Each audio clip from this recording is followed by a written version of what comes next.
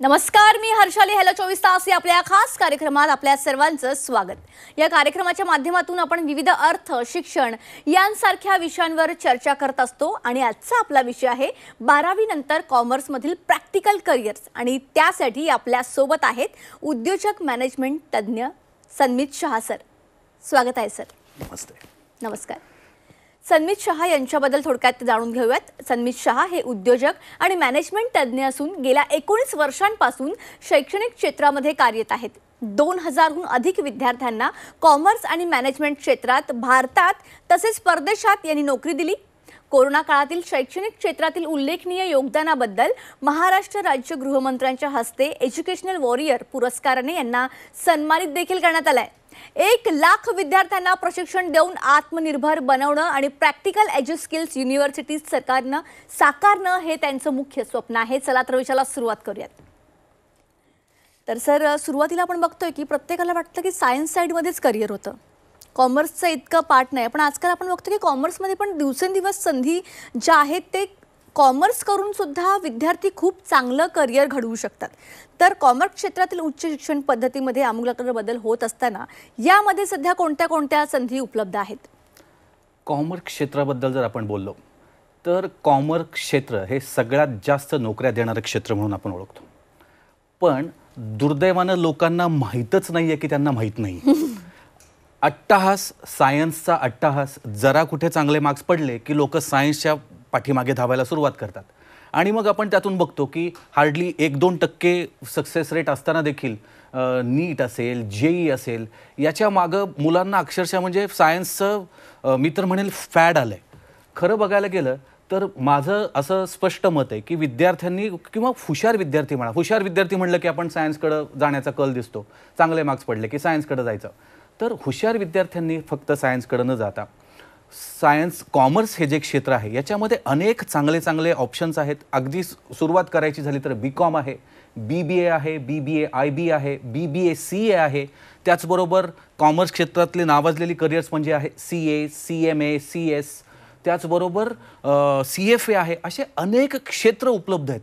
पण याच्याबद्दल एकतर सायन्सच्या अट्टहासापोटी याच्याकडं झालेलं दुर्लक्ष आणि याच्याबद्दल अशी असलेली पुरी माहिती याच्यामुळं बरेच जण कॉमर्सकडं न वळता सोयीचं वाटलं तरच कॉमर्सकडं वळताना आपण पाहतो. पण कॉमर्स क्षेत्रामध्ये भरपूर भारतात तसेच परदेशात अनेक संधी, नोकरीच्या, व्यवसायाच्या अनेक संधी उपलब्ध आहेत आणि याचा जरूर माझ्या येणाऱ्या काळातल्या जे काही विद्यार्थी आहेत त्यांनी जर याचा व्यवस्थित विचार केला तर त्यांचं करिअर खरोखर चांगल्या पद्धतीने याच्यामध्ये घडू शकतं. अगदी सर. आणि आपण आता बघतो की उच्च शिक्षण आणि नोकरीच्या संधी यामध्ये सध्या विसंगतीच दिसून येत नाही. तर याबद्दल तुमचं काय मत आहे? म्हणजे उच्च शिक्षण घेतलं तर चांगल्या सॅलरीचा जॉब किंवा काय, याबद्दल तुमचं काय मत आहे? आता गमतीचा भाग असा आहे, मी मागच्याही इंटरव्ह्यूमध्ये म्हटलं किंवा मी दरवेळी हा उदाहरण देतो की आपण एका अशा समाजव्यवस्थेचा भाग आहोत जिथं शिस्त, आरोग्य आणि स्वच्छता हे ऑप्शनल आहे. म्हणजे आपल्याला आता चांगल्या शिक्षण पद्धतीची जी काही माहिती आहे ती अशा समाजव्यवस्थेला सांगायची. कारण आपण बहुतांश वेळा जे सोयीचं शिक्षण आहे तेच निवडताना दिसतं. म्हणजे गरजेचं काय ह्यापेक्षा सोयीचं काय. म्हणजे मला माझ्या मित्रमैत्रिणींनी सांगितलंय, मला माझ्या सो कॉल्ड तज्ज्ञ नातेवाईकांनी सांगितलंय किंवा कुठल्या तरी आत्तेमामे भावानी सांगितलंय आणि किंवा घराजवळ कॉलेज आहे किंवा फीज कमी आहे. असे अनेक कारणांमुळं आपण बऱ्याच वेळा गरजेच्या ग्रॅज्युएशनपेक्षा आपल्या आयुष्यातला 3 वर्षाचा अमूल्य वेळ घालवून आपण सोयीचं ग्रॅज्युएशन निवडतो. आता आपण म्हणतो की सारे शिकूयात, पुढे जाऊयात, मुलगी शिकली, प्रगती झाली. पण हे जे शिकूया किंवा शिक्षण हा जो विषय आहे ना, हा फक्त वर्गात जाऊन 4 भिंतीत बसून करायचं नाही आहे. त्याच्यासाठी शिक्षण आपल्याला असं निवडलं पाहिजे की जे आपल्याला खऱ्या अर्थानं घडवतं. मग उच्च शिक्षणामध्ये प्रॉब्लेम असा आहे की जॉब नाही म्हणून एक्सपिरियन्स नाही, एक्सपिरियन्स नाही म्हणून जॉब नाही. म्हणजे ह्या सगळ्या गोष्टी परत नोकरी असेल, अर्थार्जन असेल, हे सगळं एक्सपिरियन्ससाठी येऊन थांबतं. उच्च शिक्षणामध्ये जे बदल होऊ लागलेत, आता नॅशनल एज्युकेशन पॉलिसी नवीन जी येते त्याच्यामध्ये त्याचं खरं इम्प्लिमेंटेशन जर व्यवस्थितपणे झालं तर खऱ्या अर्थानं विद्यार्थ्यांना त्यातून काहीतरी शिकायला मिळेल. कारण प्रॅक्टिकल एज्युकेशन किंवा एक्सपिरियन्शियल एज्युकेशन हा त्यातला एक महत्त्वाचा भाग आहे. त्यामुळं उच्च शिक्षणामध्ये जे बदल घडत आहेत ते जर विद्यार्थ्यांनी व्यवस्थित स्वतःला घडवत जर त्यांनी पावलं टाकलीत, कारण आज आपण पाहतो नुसता लॅपटॉप तुम्ही ओपन केला, मोबाईल फोन ओपन केला, अनेक ॲप्स उपलब्ध आहेत, अनेक कोर्सेस उपलब्ध आहेत, अगदी मोफत कोर्सेस उपलब्ध आहेत. शिक्षण हे फक्त क्लासरूम पुरतं मर्यादित राहिलेलं नाही. तुम्हाला जर खरंच शिकायचं असेल तर एकलव्य हा तुम्ही गुरु जर मानलात, एकलव्याला कोणी गुरु नव्हतात. एकलव्याने द्रोणाचार्यांचा पुतळा उभा केला आणि स्वतः धनुर्धर तो झाला. त्याच पद्धतीनं आपण फक्त शिक्षण व्यवस्थेवर अवलंबून न राहता जर शिक्षण घ्यायचं ठरवलं तर इंटरनेटसारखं आज आपल्याकडे एक वरदान आपल्याला मिळालेलं आहे. त्याच्या माध्यमातून उच्च शिक्षणामध्ये अनेक छोटे छोटे कोर्सेस, स्किल सेट्स आपल्याला घेऊ शकतो आणि नक्कीच आयुष्यात यशस्वी होऊ शकतो. कारण स्किल्स मार्केटमध्ये प्रचंड डिमांडमध्ये आहेत आणि ते दुर्दैवाने 4 भिंतींमधल्या शिक्षणामध्ये शिकवले जात नाहीत. ओके, आता सर सगळ्यात महत्त्वाचं म्हणजे विद्यार्थ्यांच्या उच्च शिक्षणामध्ये पालकांचा सहभाग असावा का, आणि जर असावा तर तो किती असावा? हर्षालीजी, विद्यार्थी घडवणं हे पुढची पिढी घडवायचं आणि ते एखाद्या रोपटं घडवण्यासारखं आहे. म्हणजे रोपट्याला काय लागतं तर पहिली तर चांगली माती लागते, त्याचबरोबर पाणी लागतं, सूर्यप्रकाश लागतो आणि त्याचं संगोपन व्हावं लागतं व्यवस्थित. तर आता या संगोपनामध्ये विद्यार्थ्यांच्या ओव्हरऑल डेव्हलपमेंटमध्ये आपल्याला 4 गोष्टी महत्त्वाच्या आहेत. स्वतः विद्यार्थी म्हणजे रोपटं म्हणूयात, पालक, त्याचबरोबर सूर्यप्रकाश, पाणी, माती, हे सगळे म्हणजे विद्यार्थी, पालक, शिक्षण संस्था आणि इंडस्ट्री, ह्या 4ही भागांनी किंवा ह्या 4ही फॅक्टर्सनी जर व्यवस्थित आपापला रोल जर तिथं प्ले केला तर विद्यार्थी घडायला नक्कीच मदत होईल.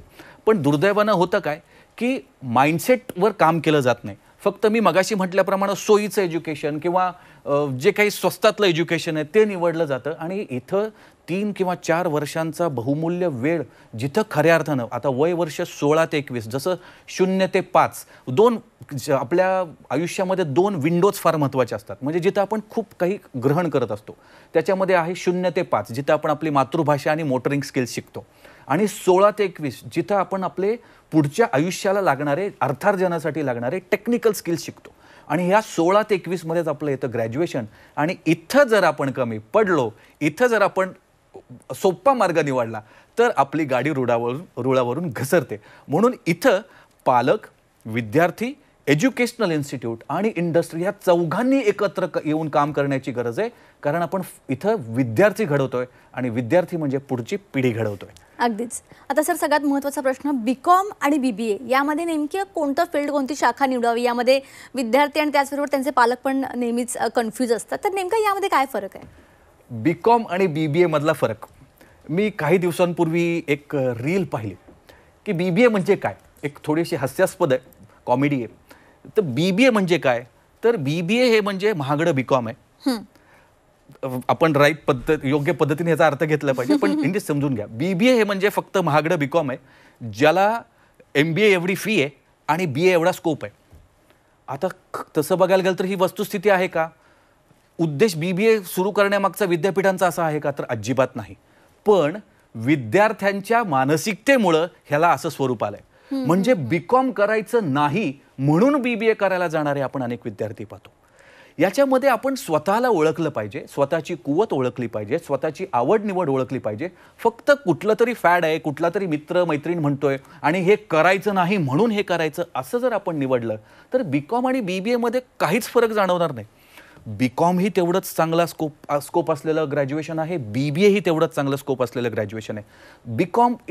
बीकॉम साधारणपणे तुमचं कॉमर्स आणि फायनान्स रिलेटेड काम बीकॉममध्ये होतं, शिक्षण त्याच्यामध्ये किंवा तुमचं करिअर घडू शकतं. BBA मध्ये त्याला अनेक कांगोरे आहेत. BBA मध्ये तुम्ही HR करू शकता, ह्युमन रिसोर्स म्हणू शकतो आपण, marketing, finance, international business, computer application. तसं बघायला गेलं तर BBA पण खूप चांगला उपक्रम आहे. पण बीकॉम करायचं नाही म्हणून जर तुम्ही BBA कराल तर तुम्ही इथं फसाल, हे लक्षात घ्या. दोन्हीही उपक्रम तेवढेच चांगले, तेवढ्याच ताकदीचे आहेत, एकमेकाला कमी लेखून चालणार नाही. फरक दोन्हींमधल्या अप्रोचमध्ये आहे. ओके. आता सर प्रॅक्टिकल एज्युकेशनमध्ये यासाठी कशा प्रकारे योगदान देतं त्याविषयी सांगा. प्रॅक्टिकल एज्यू स्किल्स ही गेली 12 जून 2005ला सुरू झालेली, तेव्हाचं स्प्लेंडेड इन्फोटेक आणि नंतर प्रॅक्टिकल एज्यू स्किल्स या नावारूपास आलेली संस्था. माझं असं स्पष्ट मत आहे की एज्युकेशनल स्ट्रक्चर किंवा एज्युकेशनल इन्स्टिट्यूट ही एखाद्या ड्रायव्हिंग स्कूलसारखी डिझाईन केलेली असली पाहिजे. म्हणजे ड्रायव्हिंग स्कूल काय करतं तर पहिल्या दिवशी गाडी काय असते हे आपल्याला दाखवतं आणि जोपर्यंत लायसन्स मिळत नाही तोपर्यंत ते तुम्हाला शिकवतात. मग आधी मैदानावर शिकवतील, मग थोडंसं गर्दीमध्ये शिकवतील आणि लायसन्स मिळेपर्यंत ते तुमच्याबरोबर असतात. कारण त्याचा उद्देश लायसन्स मिळवणं म्हणजे ड्रायव्हिंग शिकणं आहे. मग एज्युकेशनल पद्धतीचा, शैक्षणिक पद्धतीचा हा उद्देश असाच असायला नको का? म्हणजे काय केलं पाहिजे? विद्यार्थ्यांना पूर्ण आत्मनिर्भर बनवण्यापर्यंत एखाद्या शैक्षणिक संस्थेनं काम केलं पाहिजे असं माझं स्पष्ट मत आहे. म्हणजे 4 भाग असतात शिक्षण संस्थेमध्ये किंवा शिक्षण पद्धतीमध्ये. एक तर विद्यार्थी, म्हणजे जिथं त्यांना इन्फॉर्मेशन मिळते, इन्फॉर्मेशन. दुसरी गोष्ट नॉलेज, तिसरी गोष्ट स्किल्स आणि चौथी गोष्ट ऑन द जॉब ट्रेनिंग किंवा तुमच्या ज्या नोकरीच्या संधी आहेत त्या. आता इन्फॉर्मेशन म्हणजे जी पुस्तकामध्ये आपल्याला उपलब्ध असते, जी इंटरनेटवर मिळते माहिती.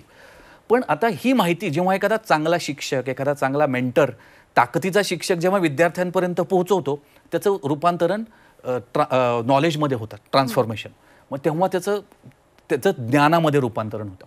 आता इन्फॉर्मेशन आणि ज्ञान मिळवल्यानंतर विद्यार्थ्यांना योग्य ते स्किलसेट्स मिळवणं गरजेचं आहे. मग त्या स्किलसेट्समध्ये हार्ड स्किल्स किंवा टेक्निकल स्किल्स असतील आणि सॉफ्ट स्किल्स असतील. टेक्निकल स्किल्स म्हणजे विषयांशी रेलेव्हंट जे काही तुमचे स्किल्स आहेत, BCom असेल, BBA असेल, जे काही इंजिनिअरिंग असेल, जे कोणी तुम्ही विषय निवडाल त्याच्या रिलेव्हंट जो काही तुम्ही स्वतःला स्किल्स आत्मसात कराल ते टेक्निकल स्किल्स. आणि सॉफ्ट स्किल्स व्यक्ती म्हणून तुम्ही स्वतःला घडवण्यामध्ये जे स्किलसेट गरजेचे आहेत. मग त्याच्यामध्ये पब्लिक स्पीकिंग स्किल असेल, negotiation skills, convincing skills, teamwork, मग हे सगळे ॲबिलिटीज ज्या काही आहेत, स्वतःला एक व्यक्ती म्हणून घडवण्यामध्ये जे स्किलसेट आहेत, हे सगळे स्किलसेट त्याच्यामध्ये येतात.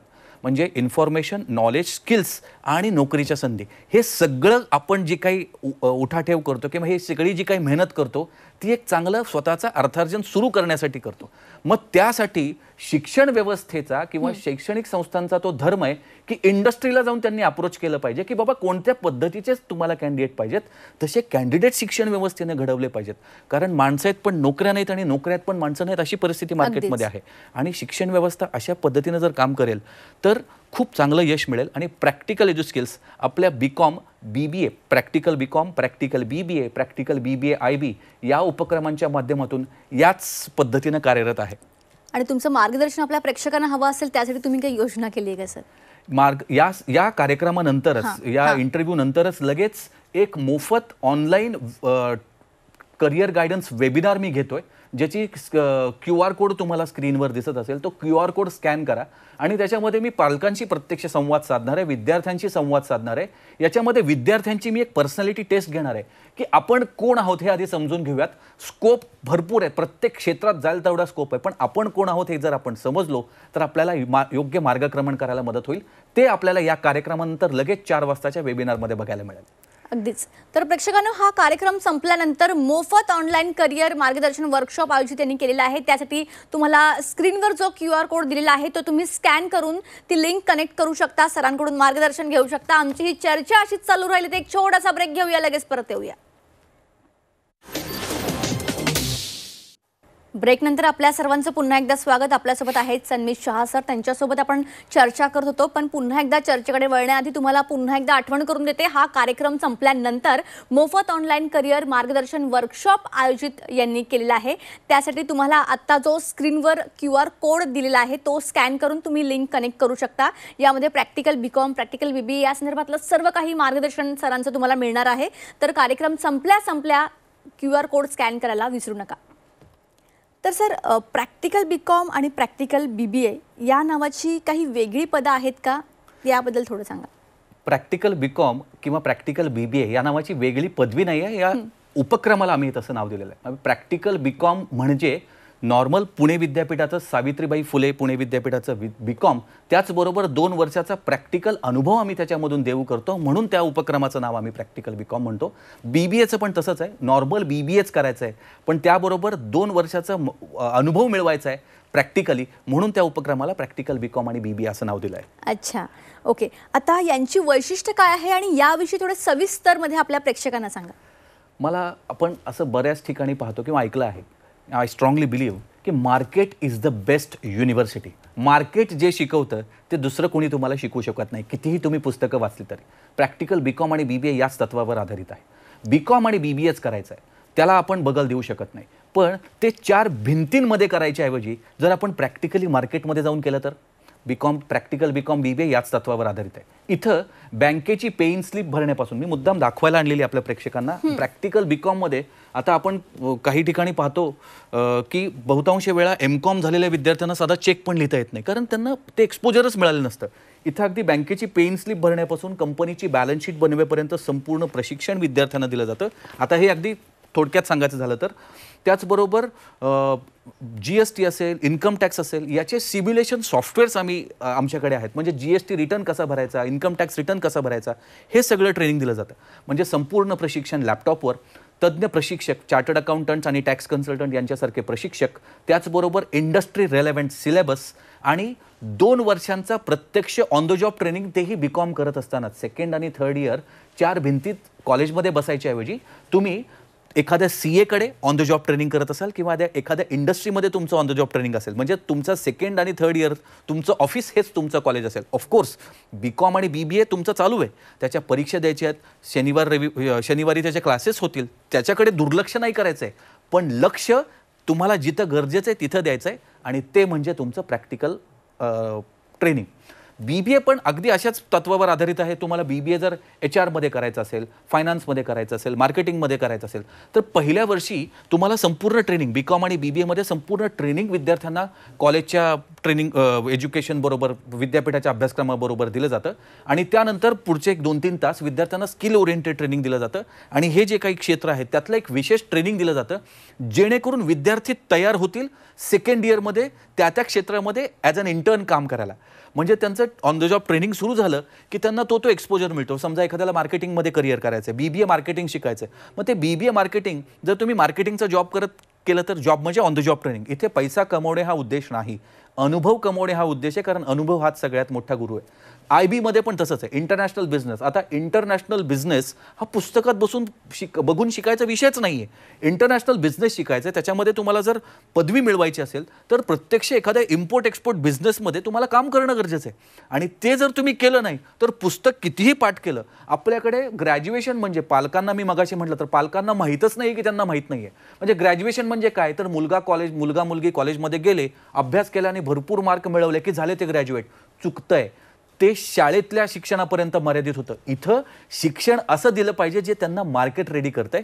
प्रॅक्टिकल BCOM BBA त्यांना अशाच पद्धतीनं घडवतो. आता याचा फायदा बघितला तर नॉर्मल BCOM नॉर्मल BBA मध्ये तुम्ही फक्त एक विद्यापीठाची पदवी मिळवता, चांगले मार्क्सही मिळवता कदाचित मेहनत केली असेल तर. पण प्रॅक्टिकल BCOM BBA मध्ये काय, तीच पदवी, म्हणजे मी मुद्दाम इथे दाखवायला पाडलेलं आहे, पुणे विद्यापीठात आमचं कार्यक्षेत्र पुणे विद्यापीठाचं येतं. पुणे विद्यापीठाची नॉर्मल BCOM BBA पदवी आपण विद्यार्थ्यांना देऊ करतो. त्याचबरोबर सेकंड इयरपासून मी मगाशी म्हटल्याप्रमाणे 2 वर्षाचा एक्सपिरियन्स त्यांच्या पाठीशी असतो. तसंच पुढे शिकायचं असेल तर MCOM MBA MPSC UPSC करायला त्यांना मुभा असते, कारण त्यांच्याकडे डिग्री आहे.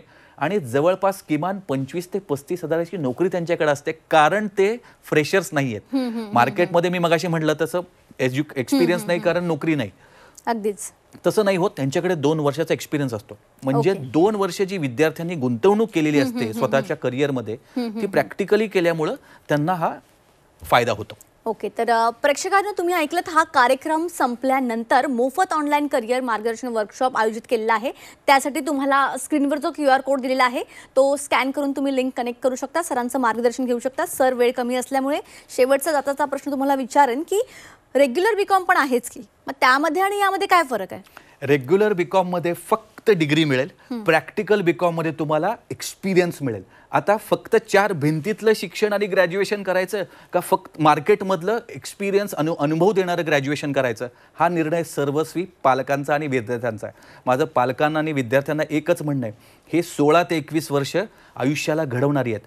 योग्य वेळी योग्य निर्णय घेऊन जर योग्य कृती केली तर संपूर्ण पुढचं आयुष्य तुमचं एक व्यवस्थित यशाच्या मार्गावर जाईल. शेवटी करिअर तुमचं आहे, निर्णय तुमचा आहे. ओके, आता सर, सगळ्यात महत्त्वाचं, जर आपल्या प्रेक्षकांमध्ये जे पाल्य किंवा त्यांचे पालक हा कार्यक्रम बघत असेल, त्यांना तुमच्या ते ॲडमिशन घ्यायचं असेल तर त्याची प्रोसेस जरा सांगा. याचा हा उपक्रम पुण्यामध्ये 3 ठिकाणी, म्हणजे एक साधारण शनिवारवाड्याच्या मागे HV देसाई म्हणून एक कॉलेज आहे, त्याचबरोबर कोथरूडमध्ये आणि PCMCला प्रतिभा कॉलेज, या 3 कॉलेजेसमध्ये हा उपक्रम चालतो. आणि हळूहळू याची व्याप्ती वाढते. अजून चांगल्या नामांकित कॉलेजेसमध्ये हा उपक्रम सुरू होतोय. लवकरच तुम्हाला त्याही गोष्टी कळतीलच. त्याचबरोबर बारामतीमध्ये जिथे आम्ही हे गेले 19 वर्ष काम करतो, बारामतीमध्येही हा उपक्रम चालू आहे. ज्यांना ह्या उपक्रमाला ॲडमिशन घ्यायचं आहे, नंतरच्या वेबिनारमध्ये मला तर आपण भेटूच, आपण माहिती घेऊ की BBA करायचं का BCom करायचं ते ठरवू आणि लवकरात लवकर या उपक्रमांना ॲडमिशन तुम्हाला दिलं जाईल. यासाठी किमान 50% गुण 12वीमध्ये असणं आवश्यक आहे. एवढी एकच त्याच्यामध्ये बेसिक रिक्वायरमेंट आहे. ओके सर, आणि तुम्ही 12वी सॉरी टू इंटरप्ट, 12वी कोणतीही शाखा, 12वी आर्ट्स, कॉमर्स, सायन्स, कारण सायन्सचे जवळपास 40% विद्यार्थी आमच्याकडे ॲडमिशन्स घेतात. अगदीच तुम्ही या ठिकाणी याला खूप चांगलं मार्गदर्शन केलं. आपल्या प्रेक्षकांना पण याची नक्कीच मदत होईल आणि हा कार्यक्रम संपल्यानंतर तुमचं ऑनलाईन प्रशिक्षण तर त्यांच्यासाठी असणारच आहे. तुम्ही या ठिकाणी याला चांगलं मार्गदर्शन केलं, त्यासाठी तुमचे मनापासून धन्यवाद. धन्यवाद. तर प्रेक्षकांनो, आत्मनिर्भर बनवतं तेच खरं शिक्षण आणि याच शिक्षणासाठी तुम्हाला जे काही मार्गदर्शन लागणार आहे ते आता लगेचच सुरू होईल. तुम्हाला स्क्रीनवर एक QR कोड दिसतोय, तो तुम्ही स्कॅन करा. तुम्हाला हे ऑनलाईन वर्कशॉप आता तुम्ही त्या लिंकवर कनेक्ट करून घेऊ शकता, सरांकडून मार्गदर्शन घेऊ शकता. अधिक माहितीसाठी तुम्हाला स्क्रीनवर जे काही कॉन्टॅक्ट डिटेल्स दिसत आहेत त्याद्वारे तुम्ही सरांशी कनेक्ट होऊ शकता. कार्यक्रमात आता वेळ झाली आहे इथेच थांबण्याची. त्याच्या बातम्यांकरिता पाहत रहा C24 तास.